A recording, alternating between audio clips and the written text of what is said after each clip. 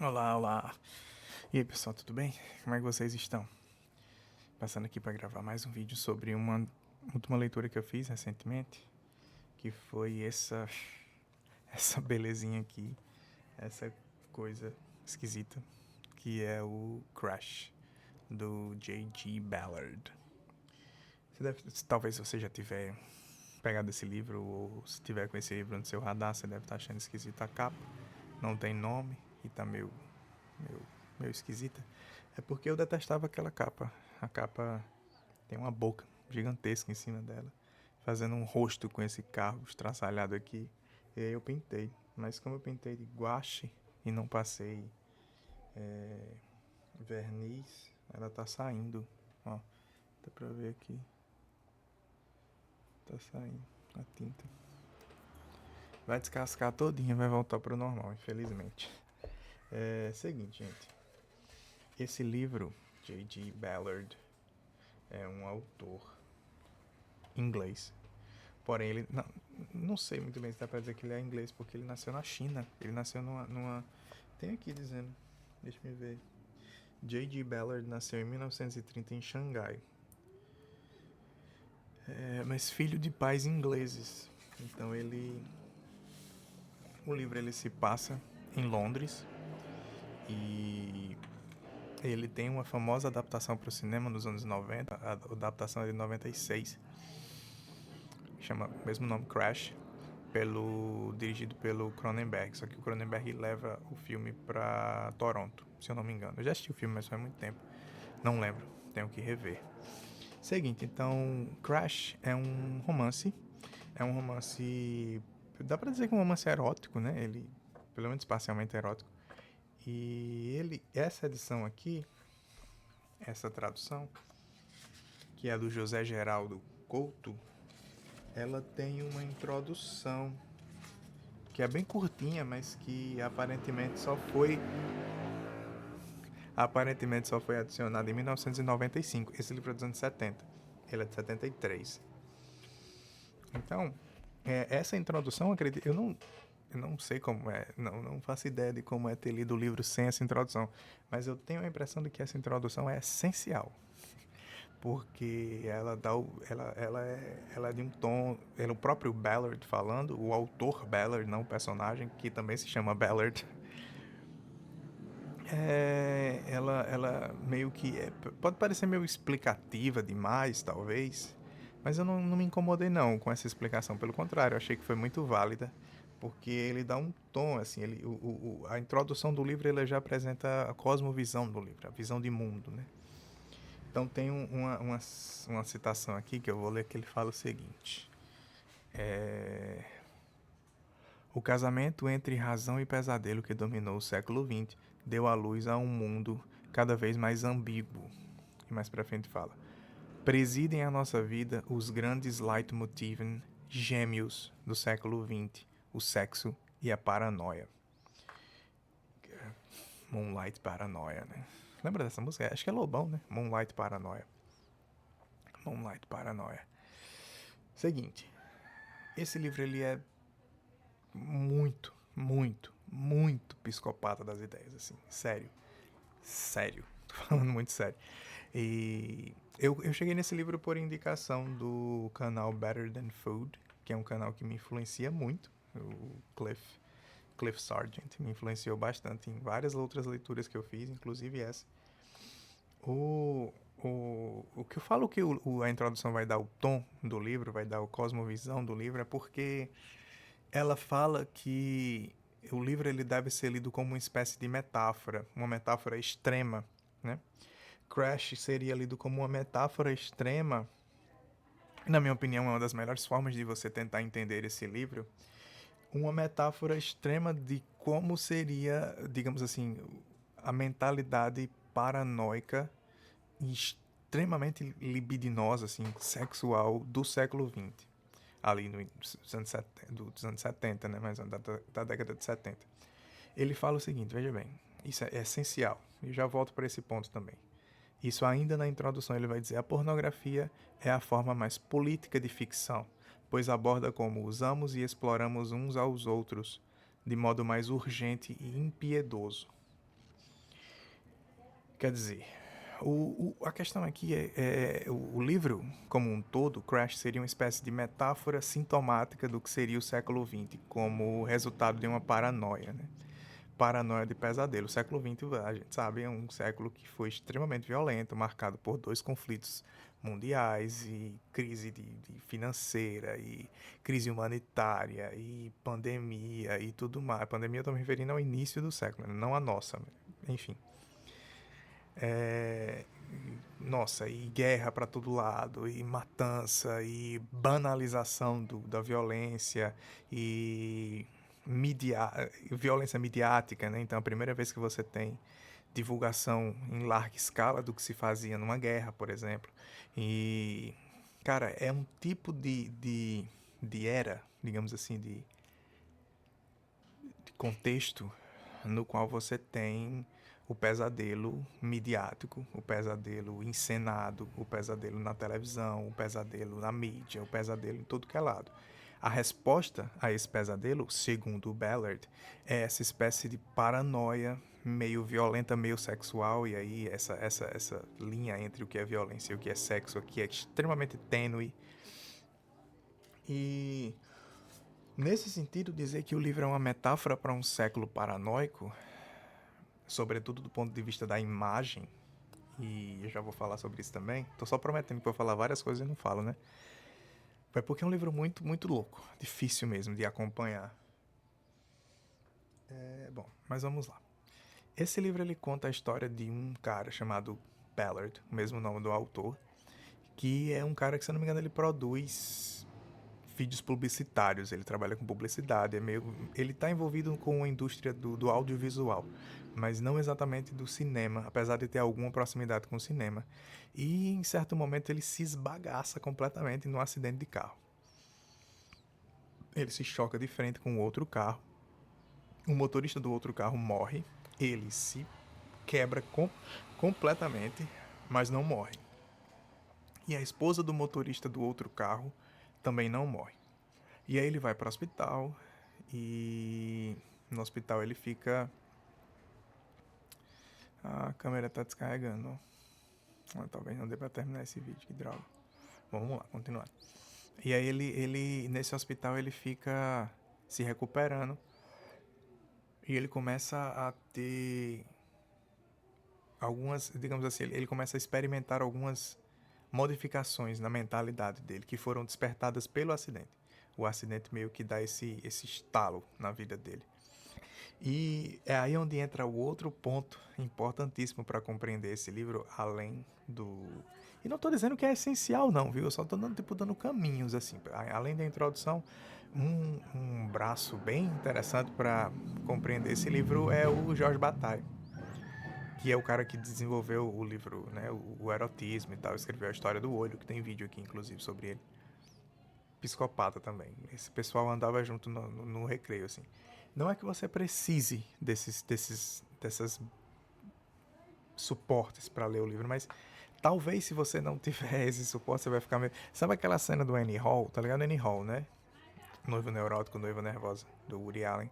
Tem uma cena que o Christopher Walken vai falar com... Essa cena é muito boa. Ele vai falar com o Alvy. E aí ele fala que às vezes ele se imagina se esbagaçando num acidente, assim. Ele vem dirigindo à noite e olha as luzes que vêm de encontro a ele, pensa em jogar o carro em cima dessas. E aí, e aí o Alvy fala, cara, beleza. E aí vai embora, tipo, considerando um cara muito maluco. E é isso, mais ou menos isso que vai acontecer com você se você for ler esse livro. Muito provavelmente você vai pensar, meu Deus, que povo maluco. Tudo bem, se isso acontecer, você está perfeitamente coberto de razão. Todo mundo aqui é maluco. Todo mundo aqui é completamente maluco. Inclusive quem está lendo, no caso, a gente. Se você tiver lido, eu li e gostei, inclusive. Eu vou logo dizendo, eu gostei do livro. Então a gente vai ter aqui diante de toda essa paranoia e toda essa questão, a gente vai ter uma proposta de erotismo muito específica. Que assim, isso é que eu acho que está muito associado ao Bataille, que é o tema do erotismo como uma busca desenfreada que nunca encontra, que é angustiada porque nunca encontra o seu objeto. E em Crash, esse erotismo ele busca algo que é novo, ele fala exatamente isso na página 18, uma nova sexualidade nascida de uma tecnologia perversa. Ou seja, por várias vezes ele menciona essa espécie de fusão entre homem e máquina. Depois do acidente do Ballard, ele passa a desenvolver uma sensibilidade erótica muito mais aguçada. Então ele passa a perceber as coisas com outro ponto de vista. Por quê? Porque o acidente o coloca muito próximo da morte. E estar muito próximo da morte desperta possibilidades eróticas novas que ele não conhecia antes, totalmente associadas com o acidente. Ou seja, esbagaçar o carro em cima do outro faz com que ele perceba, sob outros pontos de vista, as possibilidades eróticas do corpo dele, que se esbagaçou, quebrou as pernas, quebrou... horrível, batida horrível. Beleza, então, nessa associação entre Ballard e Bataille, ela ilumina muita coisa da gente, né? A questão do acidente ser... A questão do acidente ser importante aqui é porque o acidente é como se fosse o momento em que canaliza essas novas possibilidades. E aí ele passa, o Ballard, ele percebe que existe ali ao redor dele uma espécie de grupo, uma espécie de gangue, né? Quase como se fosse uma sociedade secreta liderada por um cara, que é o Vaughn, que é o antagonista aqui, né? Que é a pessoa mais perversa e cruel da face da Terra. Assim. Esse cara, ele não é gente boa. Ele é uma pessoa cruel, difícil de se lidar. E aí o Ballard, ele vai desenvolver essa relação com o Vaughn no sentido de que o Vaughn também tem essas mesmas piras sexuais pelo acidente, pelas possibilidades eróticas despertadas pelo acidente. Então, a gente percebe que a busca do erotismo, no caso do erotismo de Bataille especificamente, é uma busca extrema e ela é um dos sintomas daquele esgotamento do século XX, do século da paranoia, do século do pesadelo. A gente percebe que esse esgotamento está no fato de que o cara ele não consegue suprir as suas necessidades eróticas ou não no plano normal, entre aspas. Ele precisa de algo que está acima disso. Por quê? Porque aquela geração, aquela sociedade está esgotada. Ela já drenou tudo que tinha para drenar num século de pesadelo disputado com a razão, entendeu? Então, em um contexto no qual toda a sociedade está drenada, para que você tenha experimentação que seja minimamente justificável das suas necessidades eróticas, precisa que seja extrema, entendeu? E aí é onde entra o acidente. O acidente leva você até muito próximo da morte sem que você morra. Isso faz sentido lá no erotismo de Bataille. Que ele fala que no erotismo você busca algo que não dá para conseguir em vida. É algo que você só tem ou antes de nascer ou depois de morto. Por isso que é angustiado, porque você nunca chega lá. Entendeu? E por isso que eles têm essa obsessão, não, do meu ponto de vista, na minha leitura, por isso que eles têm essa obsessão pelo acidente, porque o acidente coloca você muito próximo da morte sem que você morra. Ou morrendo, né? Porque, enfim, spoiler. Tem um pessoalzinho que morre aqui, viu? Só deixando claro. Então, cara, é muito, muito, muito bizarro. Então, esse livro, ele trata dessas questões de forma fascinante, assim, sério. É um livro gráfico, muito, muito gráfico. Então, se você tem o estômago, assim, não muito forte, vá sabendo. Não é o livro mais family friendly do mundo. Definitivamente não. Ele vai ser extremamente gráfico. E não é só gráfico, nossa, olha uma cena de sexo aqui. Não, não é isso não. É gráfico no sentido de você estar falando de gente perversa, de gente extrema, gente twisted, doida mesmo. Então se liga, vai saber. Por sua conta e risco. Vou ler alguns trechos aqui. Aqui a gente tem essa associação, a questão de que o acidente desperta o indivíduo para novas possibilidades eróticas, né? Então você vai ter aqui, deixa eu ver, ele vai dizer aqui na página 34 o seguinte: tô lendo antes para ver se não tem nenhuma barbaridade aqui, para não ficar passando vergonha. Fiquei olhando fixamente os fios soltos pousados sobre a superfície redonda do seu corpo. Suas volutas... Não é esse trecho não. Separei outro trecho daqui, ó, pra não dizer que eu tô mentindo. Separadinho. Essa obsessão com as possibilidades sexuais de tudo à minha volta tinha sido desencadeada na minha cabeça pelo acidente. Eu imaginava a enfermaria repleta de vítimas de desastres aéreos, a mente de cada uma delas como um bordel de imagens. A colisão entre os nossos dois carros era o modelo de uma suprema e ainda não sonhada união sexual. Ou seja, percebe o que eu tô falando? Que tipo assim, no contexto de um sujeito esgotado pelas possibilidades às quais estão disponíveis para ele, ele precisa buscar isso em outro canto, em um outro ponto de vista. Esse ponto de vista é extremo. Precisa ser extremo porque o normal está esgotado, o normal já esvaziou. E aí é onde entra o acidente. Novas possibilidades, uma nova tecnologia. Isso, nesse sentido, o livro tem muito aroma de ficção científica, sabe, também. É bizarro. E veja, repare que nesse trecho ele fala, deixa-me ver, possibilidades sexuais à minha volta desencadeadas na minha cabeça pelo acidente. Ele fala assim, um bordel de imagens. Uma das coisas interessantes em Crash também é você pensar que tudo que está acontecendo aqui, sejam os acidentes simulados, tem muita cena que eles simulam acidentes, que eles simulam coisas. Tudo aqui é muito teatral, no sentido de ser encenado mesmo. Parece que tá todo muito, parece que tá todo mundo num palco. Por que isso?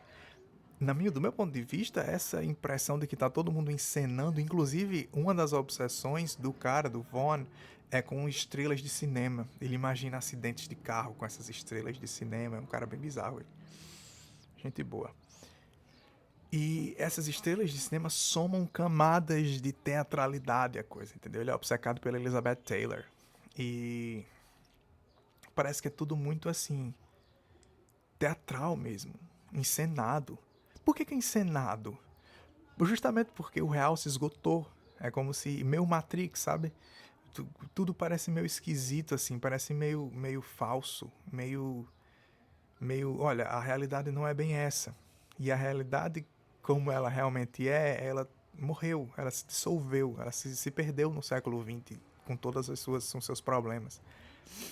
E isso fica claro porque eles encenam. Tem um personagem aqui que é o mais psicopata de todos, que ele se veste da Elizabeth Taylor e ele encena um acidente para que aquilo seja. É como se fosse uma simulação para despertar desejos que se ele fosse de fato atrás de realizar, provavelmente ele morreria. Entendeu? De tão extremo que seria. No caso, o acidente, né? O acidente fatal.